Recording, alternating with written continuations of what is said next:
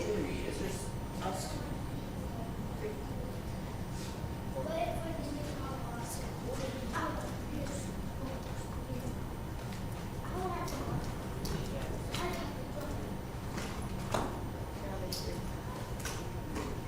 Hi, Taylor, how are you?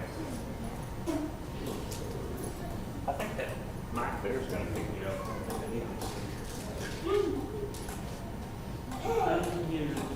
The hidden chandelier light.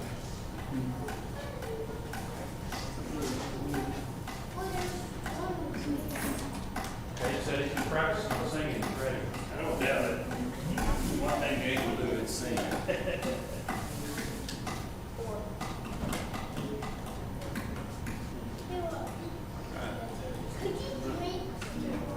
Let's sing.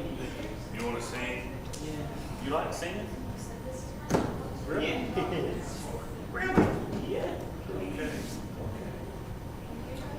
Well, we're giving them just a second. People are still gathering. Yeah.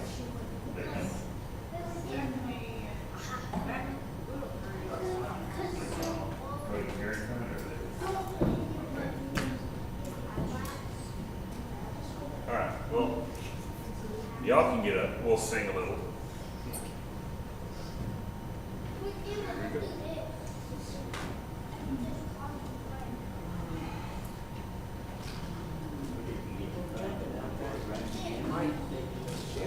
And you start. All right, here we go. We got some hanging. It's coming up. I didn't try to scream. Been that rain tonight. Start hanging on. Yeah.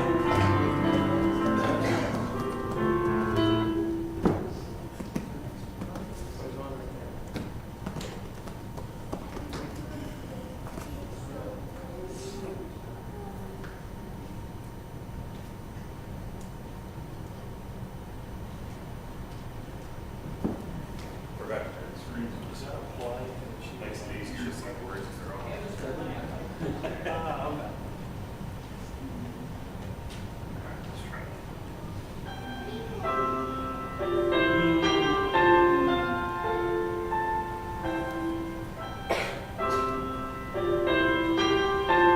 Just a second, we have to give it a second.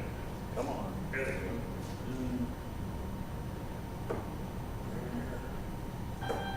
There you go, now you can see Gage.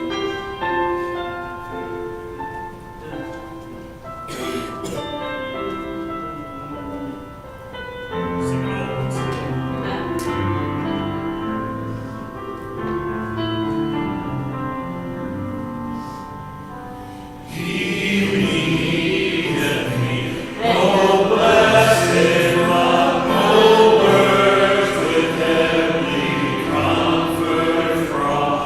What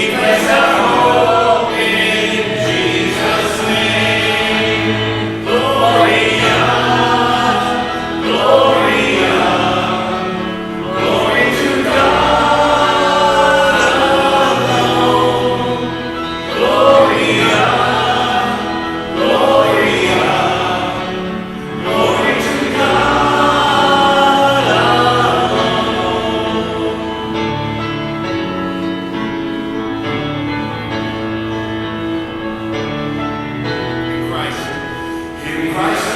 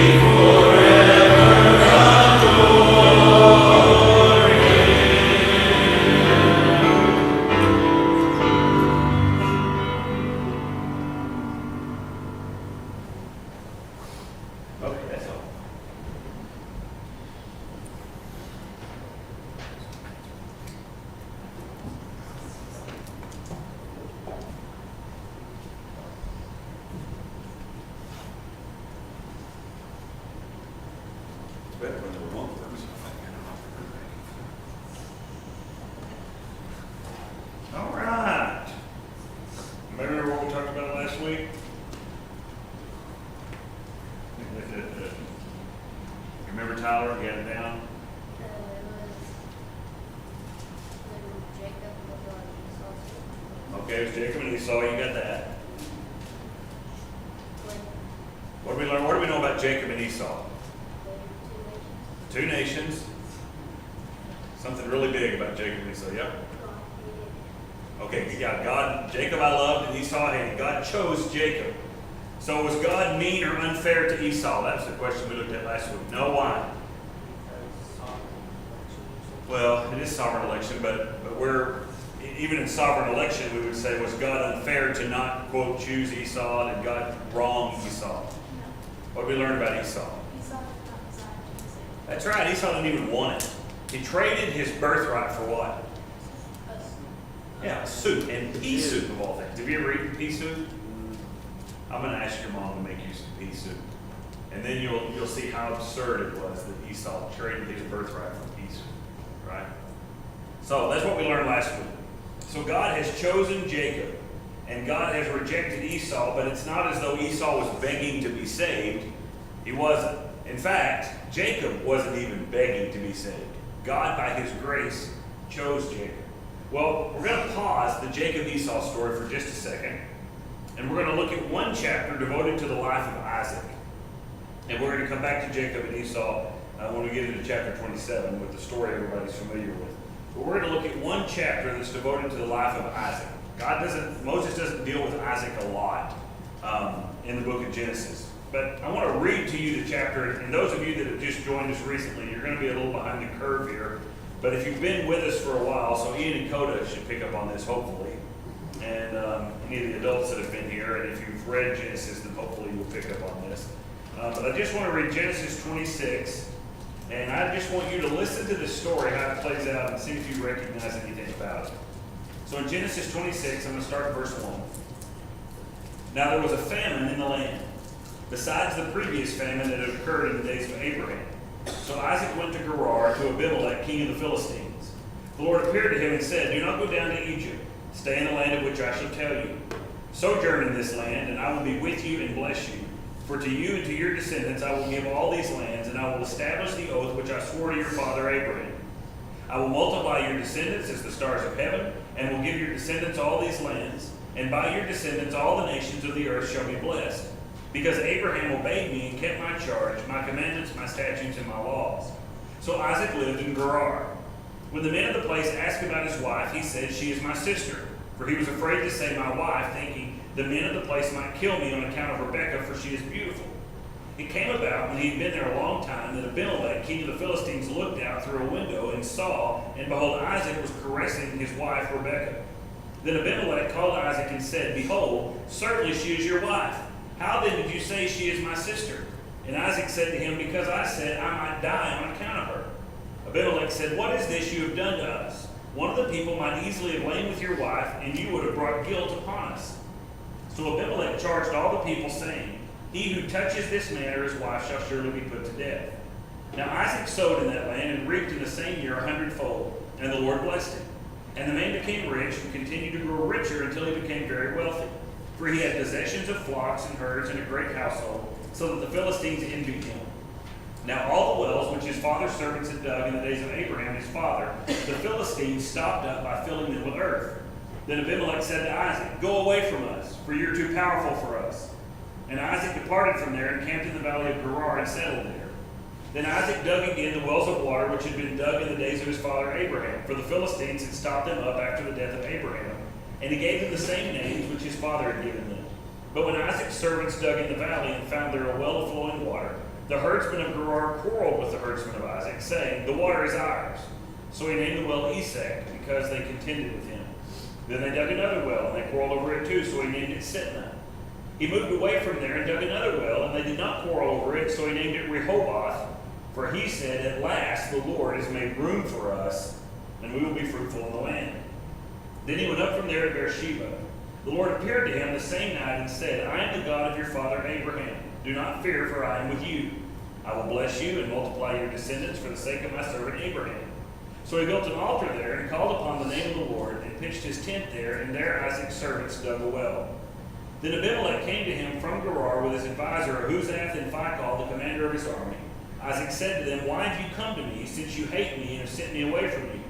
They said, we see plainly that the Lord has been with you, so we said, let there now be an oath between us, even between you and us, and let us make a covenant with you, that you will do us no harm, just as we have not touched you and have done to you nothing but good, and have sent you away in peace. You are now the blessed of the Lord. Then he made them a feast, and they ate and drank. In the morning they arose early and exchanged oaths. Then Isaac sent them away, and they departed from him in peace. Now it came about on the same day that Isaac's servants came in and told him about the well which they had dug, and said to him, we have found water. So he called it Sheba. Therefore the name of the city is Beersheba to this day. I'm going to stop right there. All right, so 33 verses we just read about basically the life of Isaac. Now the question I have, and hopefully some of you will pick up on it, did anything about that story seem roughly familiar? And adults can chime in over here if you need to. Anything seem familiar about this story? That's the way Abraham acted. Do what? Abraham acted like that with his wife. Okay, Abraham did that. Everybody picks up first on that story where Abraham said, that's my sister. And he did the same thing with Rebekah. That's my sister. And so somebody else might have married her. That's what Abimelech said. You pick up on anything else in the story that sounds familiar? Wherever he went, God bless him. Okay, wherever he went, God blessed him. Anything else sound familiar? It was supposed to be, there was famine, so he left, went back. Starts with the famine, and he was headed to Egypt. God stopped him. Anything else sound familiar?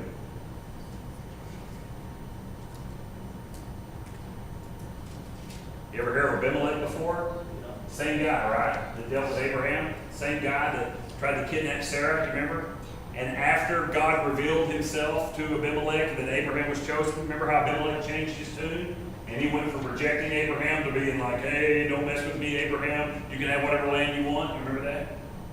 What you see in Genesis 26 is a really unique story because it is nearly a carbon copy of the life of Abraham.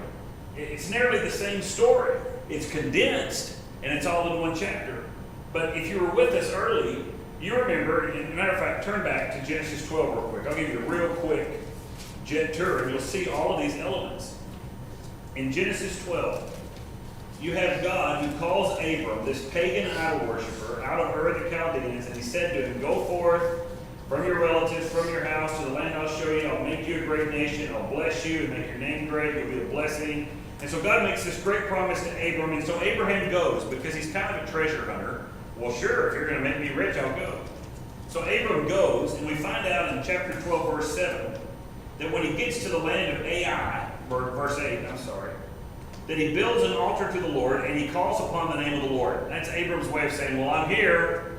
You know, where's my wheat field? Where's my vineyard? Where's my log cabin, swimming pool, golf course, all that? Where is it? I'm here. But he didn't get all that immediately. The land was anything but, favorable, because when you get to verse 10, it says there was a famine in the land, so Abram went down to Egypt. So when the going got tough, Abraham was gone. If this is what you're giving me, this famine-infested land, I'm out of here.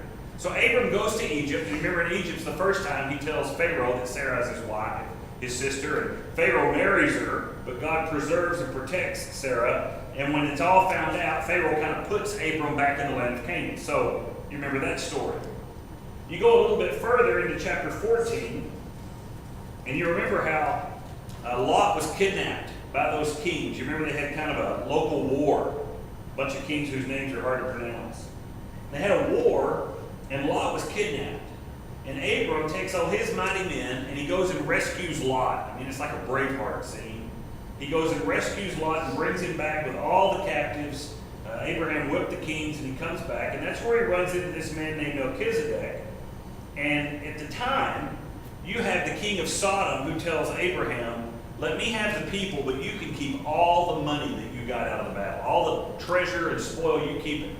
And Abraham says, no, I don't want anything that you're going to give me. I only want what God will give me. So Abraham sort of turns his back on the wealth of the world and says, I want the grace of God. Well, after this happens, God comes to Abraham in chapter 15 and says, Abram, you chose right. Do not fear. I'm a shield to you. Your reward shall be very great. But it's there that Abraham sort of looks around and says, God, what are you going to give me? I mean, I don't even have a son. if you give me all this stuff, when I die, it's going to go to a servant in my house. I'm not even going to get to keep it. And that's where the Lord made the promise to Abraham. If you can count the stars, so will your descendants be.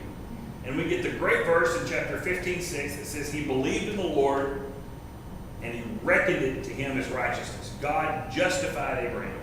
God credited righteousness to Abraham's account. So you have a story there where Abraham decides to lean upon the blessing of God. He rejects the blessing of the world, and God blesses him for it. And when Abraham believes God, God gives him righteousness. So you get that story. We walk along a little further, and we get to chapter 20. There's some other things that happen, obviously, in Abraham's life. But we get to chapter 20, and Abraham is living as it's called a sojourner, but you might know it better as an alien, like an illegal alien that's crossed the border.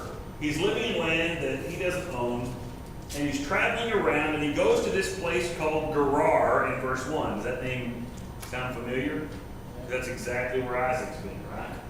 He goes to Gerar. And while he's there, this Abimelech, this king of Gerar, grabs Sarah. And Abram says, she's my sister. Now, a lot of people think Abraham's just back up to his old tricks, but that's not it. What you have here, because if you read chapter 20, we don't have time to read it all again, God doesn't say a single word of rebuke to Abraham. All the rebuke of God is addressed to Abimelech. Abimelech is the perpetrator. You find out in verse 11. Abraham said, because I thought surely there is no fear of God in this place, and they will kill me because of my wife. What you have is Abimelech trying to kidnap Sarah and marry her. This is actually a satanic scheme, because God has just promised that Sarah will bear a child to Abraham. So if Satan can get Sarah pregnant with another man, the whole promise is off. This is a satanic thing. God protects Sarah. God rebukes Abimelech and says, you're a dead man because of Abraham. And by the end of the chapter, Abimelech is over here saying, hey, I'm sorry, Abraham. Can I bless you? Can I give you this? Can I give you that? Can I give you riches? Can I do all this to you? And then in verse 15 of Genesis 20, Abimelech said, behold, my land is before you. Settle wherever you please. So this is the first time now in Abraham's life that he's not being treated like an alien. He's been here this whole time, and he's in the land that God promised him, but he doesn't own it. And for the first time now, one of the pagan kings in that land says, you know what? I'm not messing with you. Anywhere you want to live, you live. Treat this like it's yours, right? My house, your house. My land, your land. Do whatever you want. You live however you want. So you have this story now where God then blesses Abraham. You go on a little bit further, and we get, let's see here. Get to it. I think it's in 20. No, not too far. 21. In chapter 21, Abimelech shows up again. And Abraham has an issue with Abimelech because they have seized one of his wells, and they filled it in. And Abimelech says, this is verse 25 of chapter 21. And Abimelech says in verse 26, I didn't know what was done. I didn't know anything about it. I didn't hear about it. And so Abraham says, well, it happened. I'm going to give you these lambs as a proof that it happened, and yada, yada, yada. And they call that place Beersheba because they took an oath. And they make a covenant in verse 32.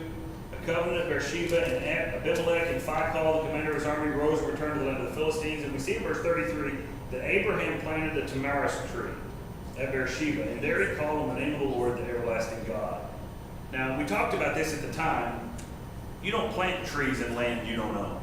You don't go, when you go on vacation, you don't go plant a tree because it's too much work and the payoff you'll never receive. You only plant trees in land that you own. That's the only way you're going to benefit. So what you saw in Abraham's life then was God sort of walk him through this whole progression where he starts out being a man who is interested in the blessings, interested in the riches of God, but he's not really all that concerned about being faithful to God. But God walks him through a period where Abraham says, you know what, I think I am interested. What do you have for me, Lord? And the Lord promises him a blessing, and Abraham believes, and God saves him. And then you see this process where God sort of begins to bless Abraham, and he gets to live in the land, and even the pagan kings around him begin to recognize that God is with you. And by the end of Abraham's life, he's sort of settled. He's planted a tree, he's found the land, and though he doesn't own it, He lives in it as though he owns it, and it's sort of a foreshadow of the promise. And that's Abraham's life in a nutshell. Well, if you'll notice in chapter 26, that's Isaac's life in a nutshell too. It starts with what we call a familiar famine. Back in Genesis 26, there was a famine in the land, besides the previous famine that had occurred in the days of Abraham. So Isaac went to Gerar to Abimelech, king of the Philistines. He's on his way to Egypt, by the way. The Lord appeared to him and said, "Do not go down to Egypt. Stay in the land of which I shall tell you. Sojourn in this land, and I will be with you and bless you. For you and your descendants I will give all these lands, and I will establish the oath which I swore to your father Abraham. I'll multiply your descendants as the stars of heaven. I'll give your descendants all these lands. By your descendants all the nations of the earth shall be blessed, because Abraham obeyed me and kept my charge, my commandments, my statutes, and my laws." Now that's not all that different from when God told Abram, "Go to the land I'll show you, dwell there, I'll bless you, I give a promise to you, it will be yours." Abraham went, and when famine came, Abraham left.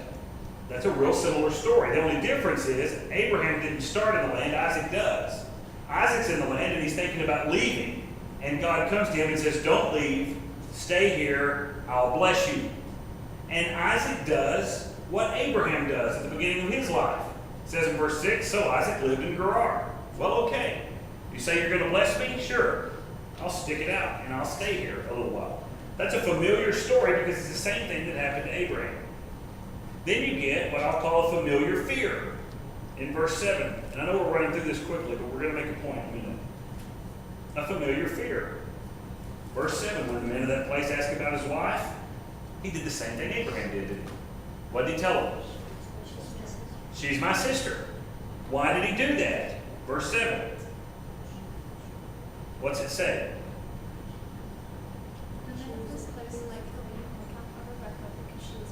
Yeah, he was afraid, just like, hey, they'll kill me. She's beautiful. They'll kill me on her behalf. And so he's doing exactly what his father did. So they're walking along, and everything seems okay, only they're living sort of a lie. Now, verse 8 is a very important verse. It says, "It came about, when he'd been there a long time, that Abimelech, king of the Philistines, looked out through a window and saw, and behold, Isaac was caressing his wife Rebekah." All right, we have to talk about this for a second. The word caressing there, that sounds like they were hugging, right? You know, he was rubbing her arm, and they're sitting there on a park bench looking googly-eyed at each other. Do y'all ever look googly-eyed at girls? No, not yet. Your day's coming, but not yet. And so they're in love. That's the way that sounds. And that might be it. I'm not saying that's not what's happening. Certainly when you read the context, Abimelech sees them, and he can say, "Hey, I saw you holding hands with that girl. That's not your sister." Nobody holds hands with their sister. But it's a weird word. The word in the Hebrew for caressing there is sakak. I know that's just a fun word to say. That's why I said it. But I want to show you another place that word is used. Back in Genesis 21:9, we saw this word already. In Genesis 21:9, it says, "Now Sarah saw the son of Hagar, the Egyptian, whom she had borne to Abraham." And what's it say that he was doing? Genesis 21:9. Sarah saw the son of Hagar, the Egyptian, whom she had borne to Abraham. And what was he doing? Mocking. Remember, this is when he was making fun of Isaac. And that's when Sarah came up and said, "Oh, no, that boy has to go. He is not going to be an heir with my son." And Abraham had to send Ishmael away. Ishmael was mocking Isaac. You want to guess what the Hebrew word there, mocking, is? Sakak. Same word. I don't think Ishmael was caressing Isaac, right? He was mocking him. Now, that's the word that is used here about what Isaac is doing with Rebekah. The context makes you think that maybe he, had his arm around her or something like that, or was hugging her or giving her a kiss. But the word is the same word that he was mocking. And it could be, I'm not telling you for sure that it is, but it could be that, here's Isaac and Rebekah is pretending to be his sister, and she's not real happy about the arrangement. But Isaac is not all that concerned. He's not all that concerned about if Rebekah cares or not. He's not all that concerned about the promise. He's just trying to live a nice, safe little life. And he's actually, in a sense, disdaining the promise of God, and he's mocking Rebekah. Maybe he is. Maybe he is caressing. One or the other. Either way, Abimelech sees Isaac and says, wait a second, that's your wife. That's not your sister. And Isaac said, you got me, but I was afraid I would die on account of her. And Abimelech said, what are you doing? One of the guys might have laid with her, and that would have got us in trouble. Don't do that. Now, all I want you to see is there's that same famine like Abraham dealt with, and then there's that same fear like Abraham dealt with. God is walking Isaac down the same trail. Then you get a familiar feud. A feud is a fight. We can say that, a familiar fight. Look at verse 12. Isaac sowed in the land. That means he sowed a crop and he reaped. He reaped 100-fold. That's pretty good. If you sow 1 wheat seed, you get 100 bushels of wheat. That's pretty good. And what's it say that God did for Isaac in verse 12? You see it? In 26:12, what did God do for blessing? And in verse 13, he became rich. And he got richer until he became very wealthy. Possessions, flocks, herds, a great household. And what does it say that the Philistines did in verse 14? They envied him, right? They were jealous. So, because they're jealous, they start going out and stopping up his wells, right? We don't like that this guy has all this stuff. And so they start persecuting Isaac. And they start stopping up his wells. And in verse 16, Abimelech says to Isaac, what's he tell him? Yeah, get out of here. We don't want you living here with us. This is our land. I don't care if your daddy lived here. We're tired of you being here. We're stopping up the wells. Beat it. We don't want you here. Isaac is being treated as an exile and a stranger, just as Abraham was early in his life. Well, you see Isaac now, he starts looking for a place to live in the land. God, you told me this was my land, and I'm not welcome anywhere. So Isaac starts moving around, just trying to find a place where he can live. And you see that he unstops all the wells that the Philistines stopped up. That didn't work. It says in verse 19, they dug a well in the valley, and they found water, but what happened in verse 20?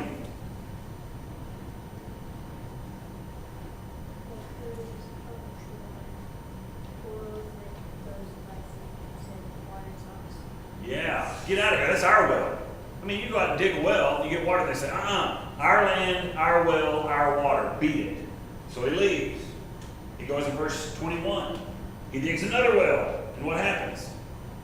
He quarreled over that one also, so he missed it. Same thing. Nope, our land, our well, our water, beat it. So he goes on from there in verse 22. He digs another well, and this time people left him alone. So he named it Rehoboth, where he said, at last, notice this, the Lord has made room for us. So Isaac finally gets a place in this land where he can dwell. And who does he give credit to for giving him the land? The Lord. So Isaac is doing the same thing his dad did. He's figuring out that God is doing this for me. God is giving me a spot. God is giving me land. God is fulfilling that promise. It's very similar to what happened to Abraham when the king of Sodom offered him wealth. And he said, no, I want what God has for me. That's where Isaac is. Now it's at that moment, in verse 23, he went from there to Beersheba. And that night, the Lord appears to him. And God tells Isaac, I am the God of your father Abraham. Do not fear, I am with you. I will bless you and multiply your descendants for the sake of my servant Abraham. And Isaac builds an altar, and what does it say that he does? He called upon the name of the Lord. If you read Romans 10:13, it says that everyone who calls upon the name of the Lord, God this finishes, will be saved. Genesis 26:25 is where Isaac gets saved. Abraham got saved in Genesis 15. Isaac gets saved in Genesis 26. And it's the same story. Now, after Isaac gets saved, watch how God begins to transform the life around him. Abimelech comes to him in verse 26 with that same commander of his army, Phicol. And Isaac says, what are you doing here? You hate me. You sent me away. And notice Abimelech. He says, well, first of all, we see something about you. What do we see? The Lord's with you. So, hey, you mind if we get along? I don't want to be at odds with you. Don't do us any harm. Don't hurt us. We don't want to mess with the Lord. We haven't touched you. We haven't done anything but good to you. We sent you away in peace. Yeah, that's right. Sort of selective, isn't it? We told you to get lost, but we meant it for peace, right? Yeah, we stole all your wells, but we didn't touch you when we stole all your wells. But he knows something in verse 29. He says, you are now the blessed of the Lord. And he makes a feast with Isaac, and he makes a covenant with Isaac, just like he did with Abraham. When he realized that Abraham had God's blessing on him, Abimelech wanted no part of Abraham. Live wherever you want. And now, it's the same thing.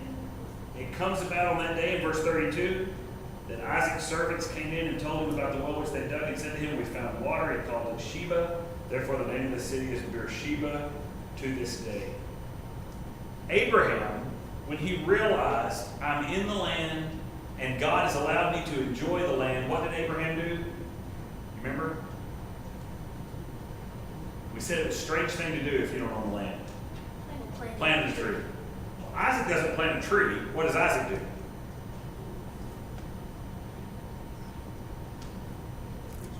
He digs a well. That's something else that's kind of foolish to do if you don't own the land. Right? You ever dug a well, Tyler? I'm going to tell your Papa Joe that you'd like to dig a well. You ever use post hole diggers? Yeah. Right? Go out and dig you a well.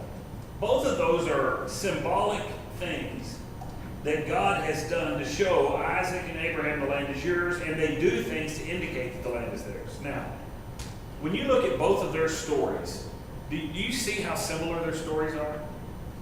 That God did the same thing for both of them. It started with God choosing them, didn't it? It was God that chose Abraham. Abraham didn't choose God. It was God that chose Isaac. Because remember when Abraham had Ishmael, he said, why don't you let Ishmael live before you? And God said, no, Sarah will have a son, and you will name him Isaac, and Isaac is the one I will accept. So you have similarities. God chose him. And then you have how the story goes on, and God sort of navigates their path for them.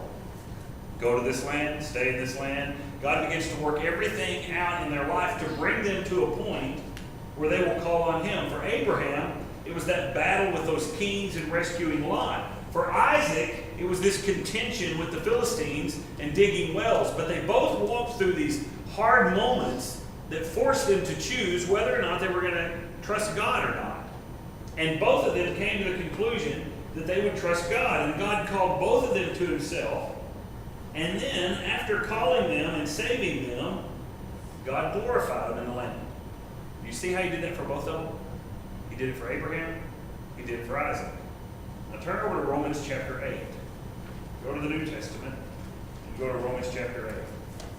Because what I'm going to tell you is the way Abraham was saved is the way Isaac was saved. And the way Isaac was saved is the way everyone gets saved. God's reading and using the same playbook. It's always been the same. Romans chapter 8. And look at verse 28. Romans 8:28.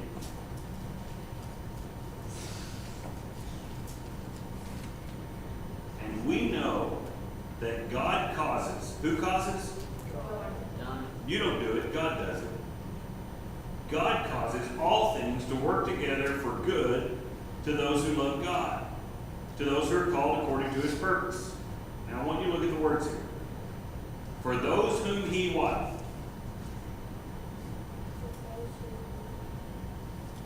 Now that's a different word than you're used to seeing it. Foreknew. That is a foreknowledge. God knew them before they were born. This is another word that speaks of God choosing, just like he did Isaac before he was born, just like he did Jacob before he was born. Those whom he foreknew, God does something for those he foreknows. What does he do? He forms them into the image of his son.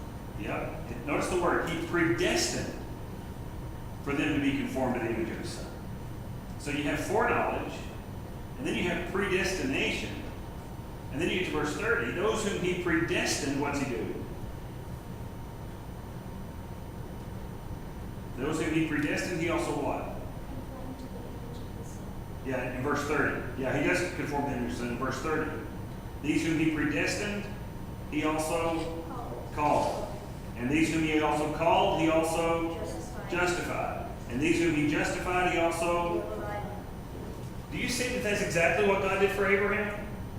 Foreknew him, predestined him, called him, justified him, glorified him. And that's the exact same thing God did for Isaac. He foreknew him, he predestined him, he called him, he justified him, he glorified him.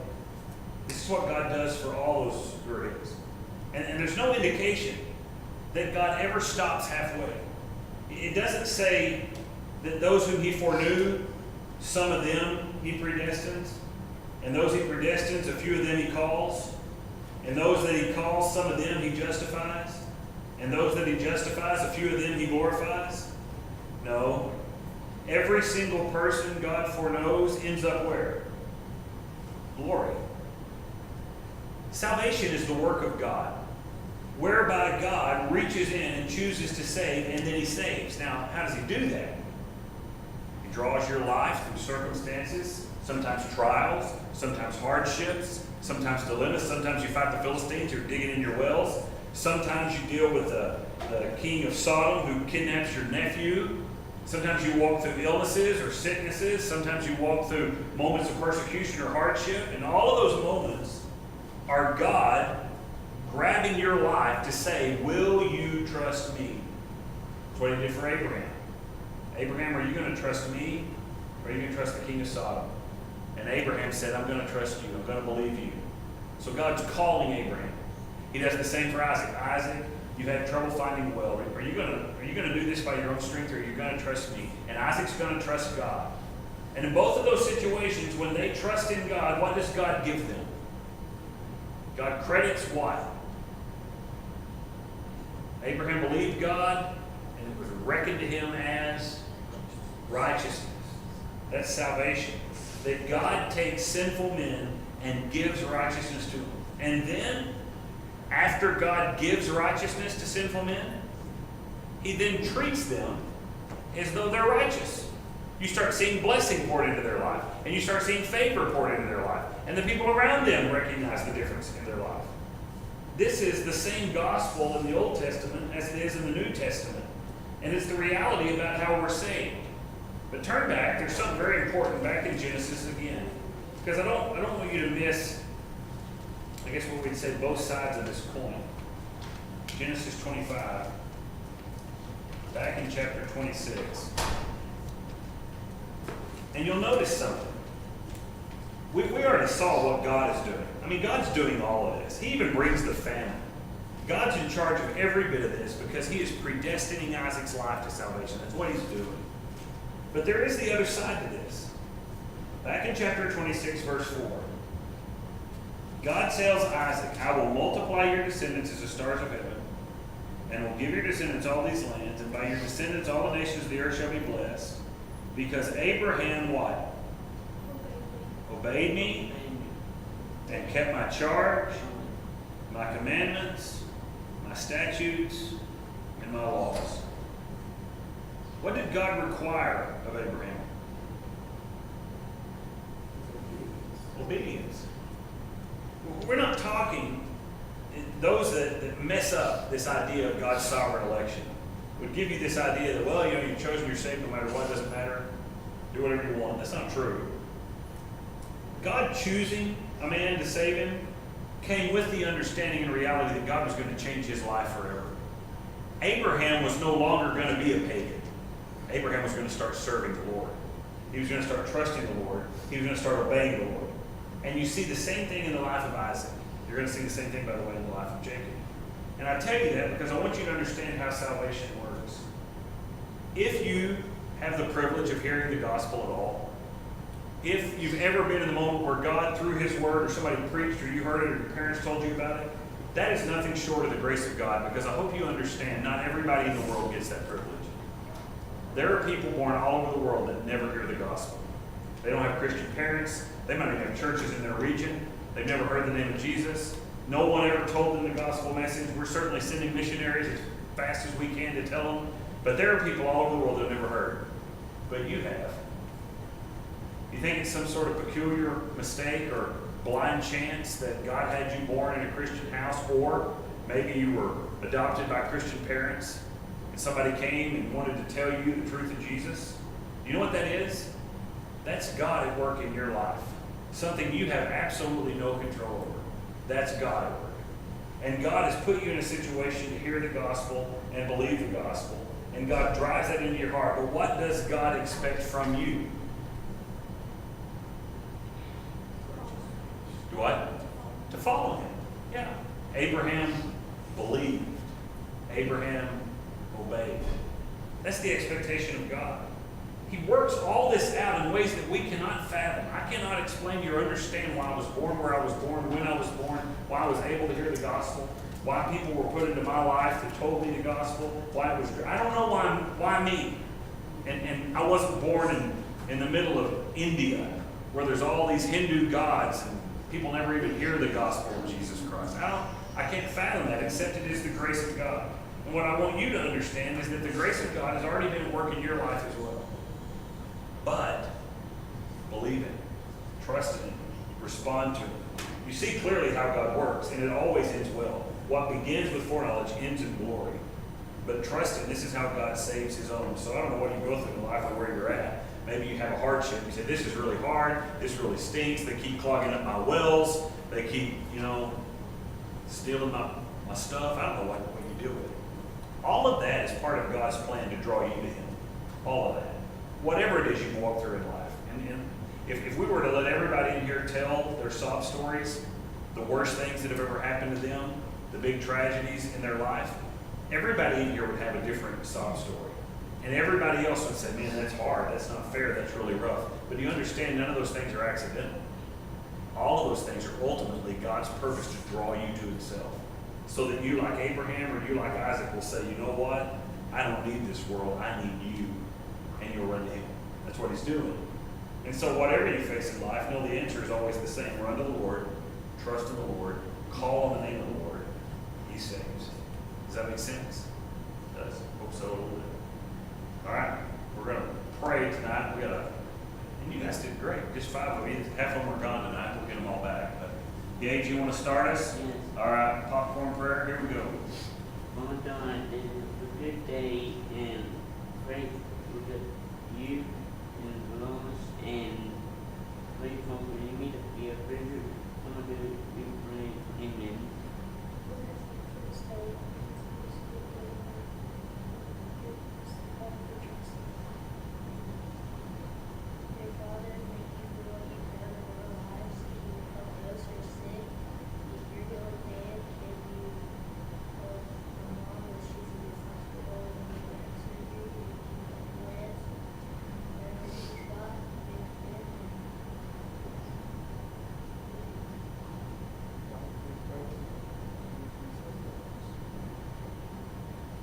Dear Lord, we thank you for this rain that we receive, Lord.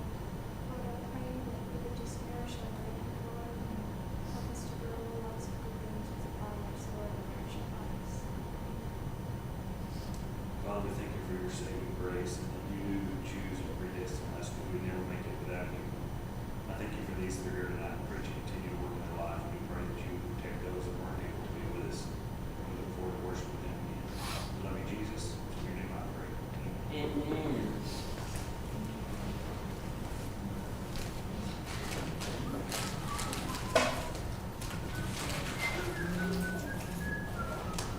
See you later. Hey, Mom, Dad, say howdy. See you on Monday. It's full and